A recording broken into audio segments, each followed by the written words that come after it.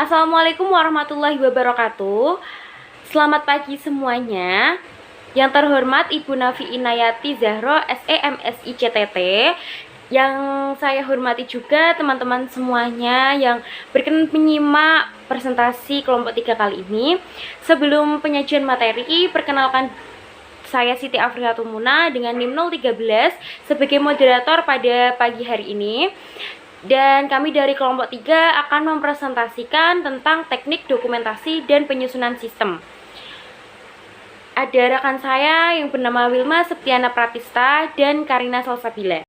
Diagram arus data atau data flow diagram atau DFD adalah alat bantu grafis yang digunakan untuk menggambarkan aliran data di dalam suatu sistem secara logis, mulai dari sumber data, proses pengolahan, hingga hasil keluaran atau output.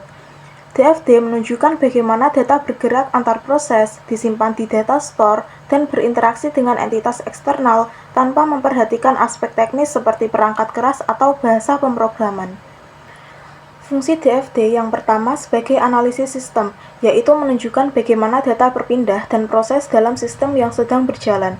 Yang kedua sebagai perancangan sistem baru, yaitu menjadi dasar untuk merancang sistem yang lebih baik dan efisien. Yang ketiga, dokumentasi sistem, yaitu menyediakan gambaran sistem yang mudah dipahami oleh berbagai pihak. Yang keempat, komunikasi, yaitu menjadi bahasa visual yang menjembatani pengguna non-teknis dan pengembang teknis. Dan yang terakhir yaitu kontrol dan evaluasi, yaitu membantu menemukan titik rawan kesalahan atau duplikasi data. Elemen DFD yang pertama yaitu external entity atau kesatuan luar, yaitu sumber atau tujuan data dari luar sistem, contohnya pelanggan, pemasok, bank, dan lain-lain. Yang kedua proses, yaitu kegiatan yang mengubah input menjadi output, contohnya mencatat transaksi penjualan, menghitung gaji, dan lain-lain.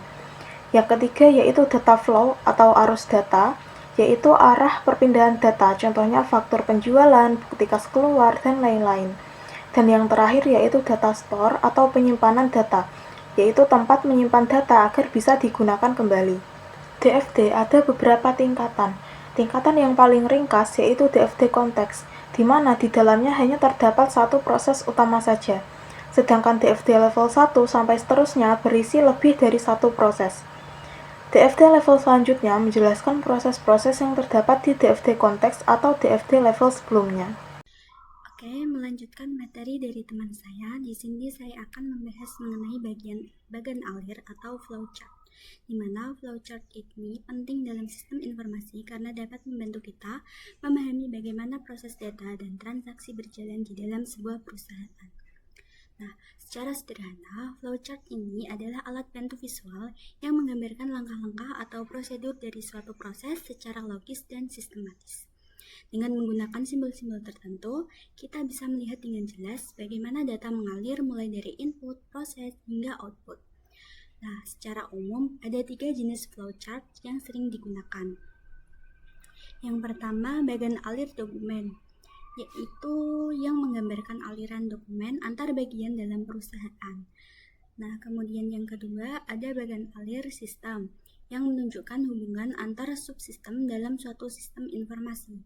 Dan yang ketiga ada bagan alir program, yang digunakan untuk menggambarkan logika pemrograman dalam proses pengolahan data. Dalam flowchart, kita juga menggunakan simbol-simbol standar agar diagram bisa dibaca oleh siapapun yang mempelajarinya. Di sini aku udah cantumin simbol-simbol yang biasa digunakan untuk membuat flowchart. Oke, next ada bagan alir dokumen.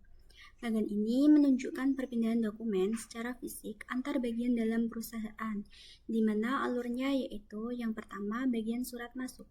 Dimulai dari pelanggan yang mengirimkan remittance, advice, dan cek sebagai bukti pembayaran. Bagian surat masuk menerima dokumen tersebut, lalu mengecek dan mengesahkan ceknya.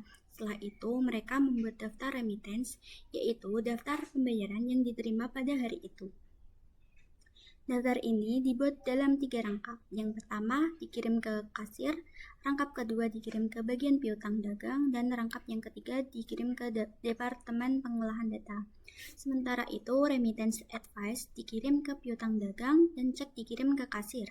Salinan dokumen juga diserahkan ke audit intern untuk pengawasan.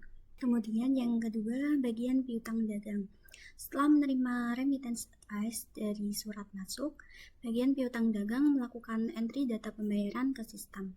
Data ini akan dicocokkan dengan file induk pelanggan dan faktur penjualan agar saldo piutang bisa diperbarui. Setelah pembaruan selesai, data disimpan ke dalam file sejarah dan file kas masuk sebagai arsip digital. Hasil pemrosesan ini dikirim ke Departemen Pengolahan Data yang nantinya akan mencetak slip setoran bank. Kemudian yang ketiga, Departemen Pengolahan Data. Departemen ini menerima daftar remittance dan data dari piutang dagang. Tugas mereka adalah memperbarui catatan piutang dalam sistem, kemudian mencetak slip setoran bank rangkap 2. Slip ini menjadi dasar bagi bagian kasir untuk melakukan penyetoran ke bank. Dan yang keempat, bagian kasir. Kasir menerima 3 dokumen penting, yaitu cek dari surat masuk, daftar remittance, dan slip setoran bank dari pengolahan data. Kasir kemudian membandingkan dan memverifikasi semua dokumen tersebut, memastikan bahwa jumlah yang tercatat sama dengan jumlah dicek.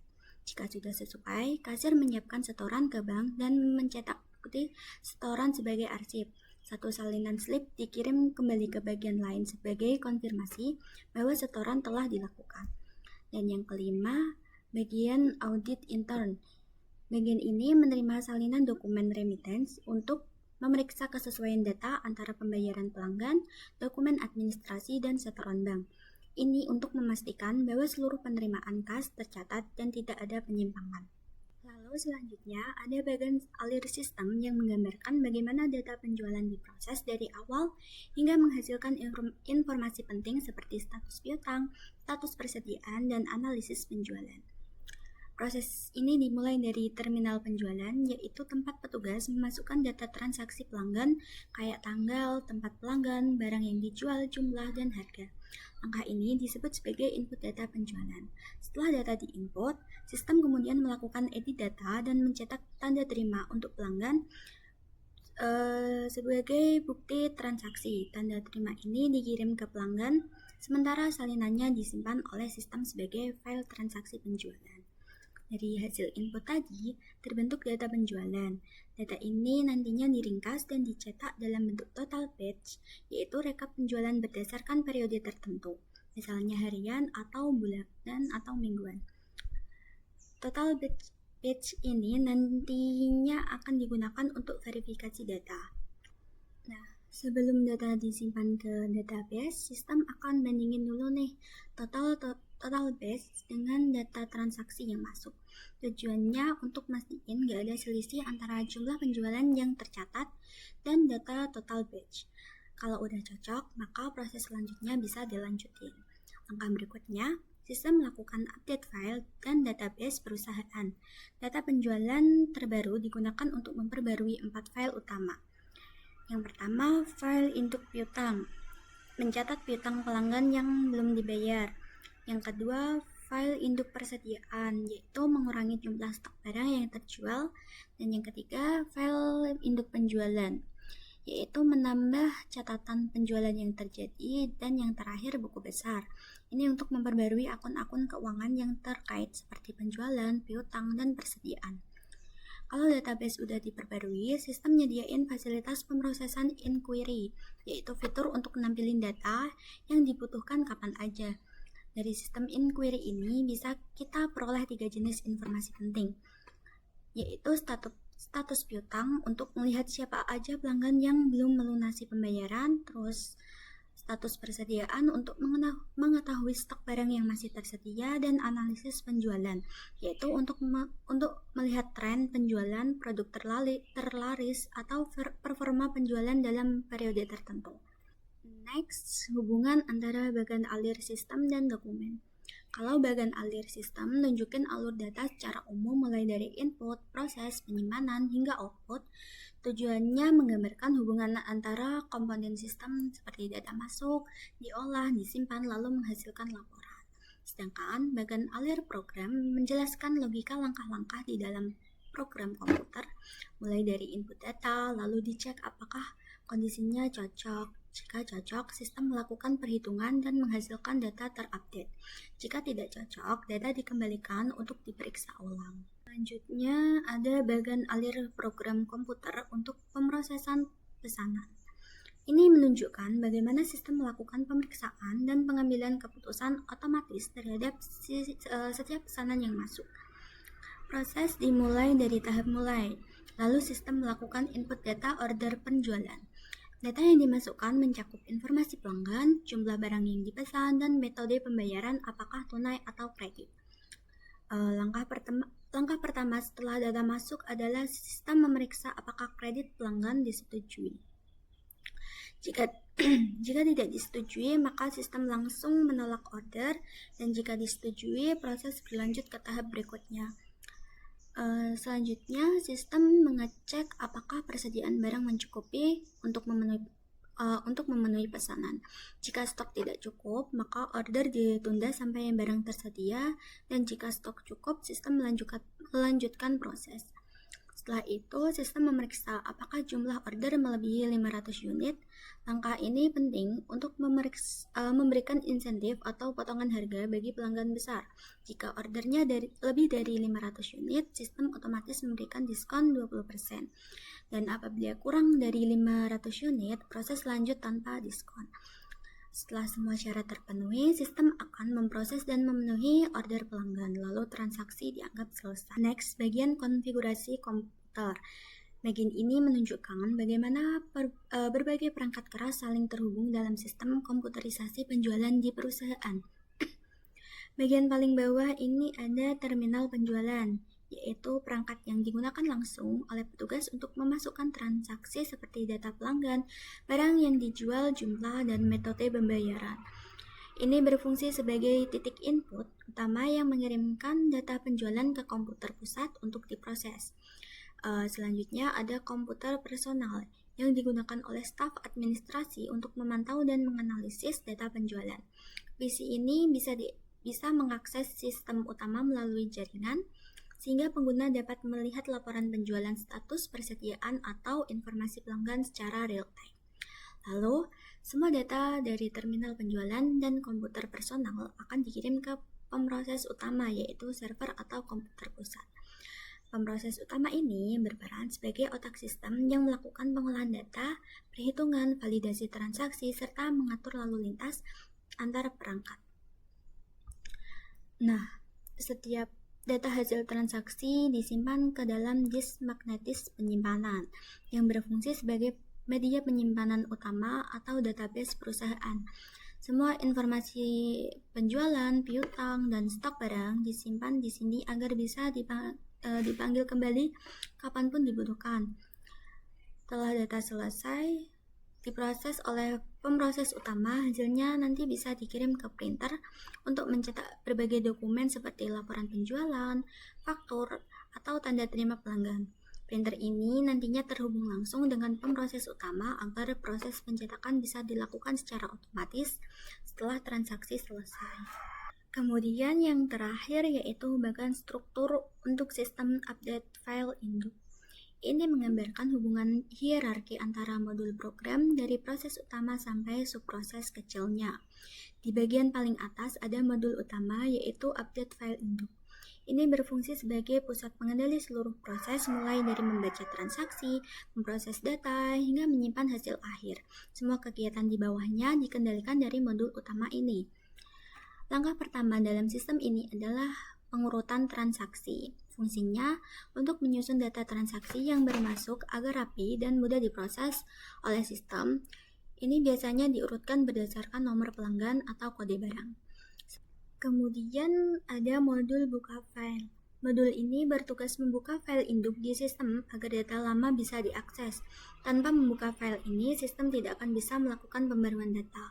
Setelah file dibuka, sistem masuk ke proses data. Di sini, data transaksi baru dibandingkan dengan data lama di file induk untuk menentukan perubahan yang harus dilakukan, misalnya menambah, menghapus, atau memperbarui data tertentu.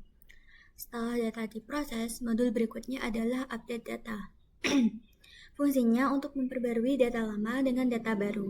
Setelah seluruh data diperbarui, sistem menjalankan modul tutup file. Ini memastikan nantinya semua perubahan tersimpan dan file terkunci agar tidak ada kesalahan atau duplikasi data. Langkah selanjutnya dilakukan oleh rekam data final. yang berfungsi menyimpan hasil pembaruan sebagai arsip terakhir. Dengan begitu, file induk selalu berisi data terbaru dan siap digunakan kembali. Terakhir, modul panggil data. Ini memungkinkan pengguna mengambil kembali data dari file induk, misalnya untuk laporan atau analisis.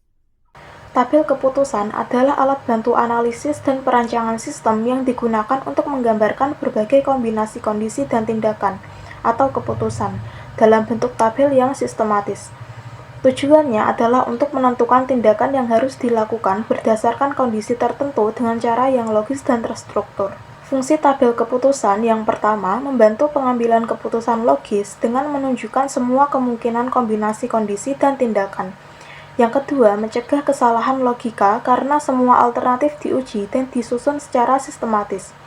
Yang ketiga, mempermudah komunikasi antara analisis sistem, pengguna, dan programmer melalui visualisasi aturan keputusan. Yang keempat, membantu dokumentasi sistem, karena dapat digunakan untuk mencatat logika proses bisnis atau aturan keputusan.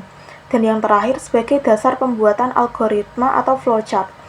Tabel keputusan sering diubah menjadi kode program atau diagram alur. Elemen tabel keputusan yang pertama yaitu kondisi, menunjukkan berbagai kondisi atau variabel yang mempengaruhi keputusan. Misalnya, stok tersedia, jenis pelanggan, jumlah pesanan, dan lain-lain. Yang kedua, tindakan, yaitu menunjukkan tindakan atau keputusan yang akan diambil berdasarkan kombinasi kondisi. Yang ketiga, aturan, yaitu menunjukkan kombinasi spesifik antara kondisi dan tindakan. Setiap aturan menunjukkan tindakan yang diambil jika kondisi terpenuhi. Contohnya di sini, aturan A, kredit tidak disetujui, maka secara otomatis kondisi selanjutnya menjadi tidak relevan, sehingga sudah pasti tindakannya adalah pesanan ditolak. Aturan B, kredit disetujui dan pesanan tidak kurang dari saldo persediaan, berarti pesanan lebih dari saldo persediaan. Maka kuantitasnya otomatis strip atau tidak relevan karena saldo persediaan tidak mencukupi, maka tindakannya adalah pesanan ditunda. Aturan C, kredit disetujui, pesanan kurang dari saldo persediaan, dan kuantitas pesanan tidak lebih dari 500 unit. Karena saldo persediaan mencukupi, maka tindakannya adalah pesanan dipenuhi. Aturan D, kredit disetujui, pesanan kurang dari saldo persediaan, tapi kuantitas pesanan lebih dari 500 unit.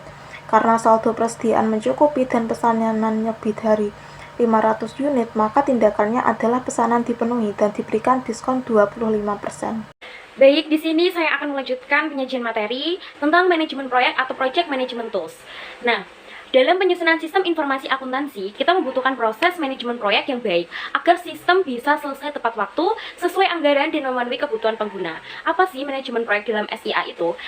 Adalah proses perencanaan, pengorganisasian, pengendalian, dan pengawasan terhadap kegiatan pengembangan sistem agar selesai tepat waktu, sesuai anggaran, dan memenuhi kebutuhan pengguna. Nah, tujuannya untuk apa sih? Tujuannya untuk mengatur waktu, biaya, sumber daya, dan mengurangi resiko keterlambatan dan kesalahan sistem, memastikan dokumentasi tersusun dengan baik. Jadi, manajemen proyek ini berfungsi untuk mengatur waktu, biaya, sumber daya, sekaligus mengurangi resiko keterlambatan dan kesalahan. Selain itu, manajemen proyek juga membantu kita dalam menyusun dokumentasi sistem secara rapi dan struktur. Lalu, bagaimana sih caranya mencapai tujuan tersebut? Agar tepat waktu itu, terdapat alat yang membantu keberhasilan proyek penyusunan sistem informasi dengan tepat waktu. Nah, apa sih Project Management Tools itu? Adalah alat bantu visual atau perangkat lunak yang digunakan untuk membantu merencanakan, menjadwalkan, serta memantau jalannya proyek sistem informasi. Dengan alat ini, tim dapat melihat tahapan secara jelas, siapa yang bertanggung jawab, lalu kapan setiap kegiatan harus selesai. Nah, di sini ada dua tools teman-teman. Sebetulnya ada banyak, tapi di sini di PowerPoint saya jelaskan dua. Yakni satu Gantt chart adalah bagian batang horizontal yang menunjukkan jadwal waktu pelaksanaan kegiatan proyek. Misalnya dari tahap analisis sistem, setelah itu perancangan, setelah itu implementasi, dilanjutkan hingga dokumentasi semuanya bisa kita tampilkan di sini lengkap dengan berdasarkan durasi waktunya. Nah, lalu yang kedua ada program evaluation technique. Fungsi utamanya adalah memantau kemajuan proyek dan memastikan setiap tahapan berjalan sesuai jadwal. Nah, seperti pada gambar teman-teman, Bagian berbentuk jaringan yang menampilkan urutan kegiatan dan hubungan ketergantungan antar aktivitas. Nah, gambar tersebut yang ada angkanya 1, 2, 3 itu teman-teman. Nah, terdiri atas urutan kegiatan dan anak panah yang dirangkai dalam sebuah jaringan, sehingga dapat diketahui beberapa hal, antara lain yang pertama, waktu krisis terlama untuk menyelesaikan proyek, yang kedua, waktu optimis untuk menyelesaikan sebuah kegiatan, yang ketiga, waktu pesimis untuk menyelesaikan sebuah kegiatan, yang keempat, biaya untuk menyelesaikan proyek, yang kelima, kegiatan apa yang mendahului kegiatan lainnya, dan yang keenam adalah kegiatan apa yang mengikuti kegiatan lainnya. Nah, dengan bahan ini, dari bagian ini, kita bisa melihat jalur kegiatan yang paling penting atau disebut critical path, yaitu rangkaian kegiatan yang menentukan lama waktu penyelesaian proyek. Jadi teman-teman, Project Management Tools ini memudahkan kita mengerjakan proyek agar tepat waktu dan sesuai dengan kebutuhan. Baik, itu penyajian materi dari kami. Mohon maaf jika ada kesalahan dalam bertutur kata, dan jika ada pertanyaan bisa dicantumkan di forum diskusi yang telah disediakan di sana. Terima kasih atas perhatiannya. Wassalamualaikum warahmatullahi wabarakatuh.